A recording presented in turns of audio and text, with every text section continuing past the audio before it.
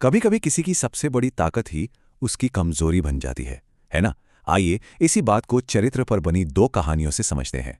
तो पहली कहानी का सार बस इतना सा है, घमंड इंसान को कैसे खत्म कर देता है।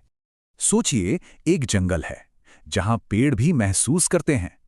यहीं एक पपीते का पेड़ था जो खुद को बहुत कम समझता था।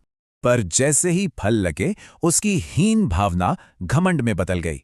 अब वो कमजोर नहीं, महान था। और बस उसने दूसरे पेड़ों का मजाक उड़ाना शुरू कर दिया। सबसे पहले निशाना बना जामुन का पेड़। इसके बाद बारी आई बरगद और पीपल की। बोला बिना फल वाले पेड़ों का तो कोई वजूद ही नहीं होता।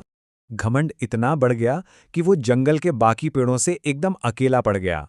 फिर हुई जोरदार बारिश, और जो फल उसका गुरूर थे वही उसका बोझ बन गए और उसे ले डूबे। अब चलते हैं अपनी दूसरी कहानी की तरफ। ये कहानी है लालच और दो चिड़िया बहनों की। दोनों ने साथ मिलकर मटर की खेती शुरू की। पर एक बहन कुमकुम के मन में लालच आ गया, और जानते हैं, उसने खुद को ये कहकर मना भी लिया कि इसमें कुछ भी गलत नहीं है। उसके इस लालच का नतीजा, कुछ ही दिनों में सारे मटर सड़ गए और सब कुछ बर्बाद हो गया।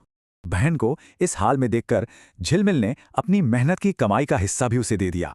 तब कुमकुम को समझ आया कि लालच की कीमत कितनी बड़ी होती है और उसका बोझ कितना भारी।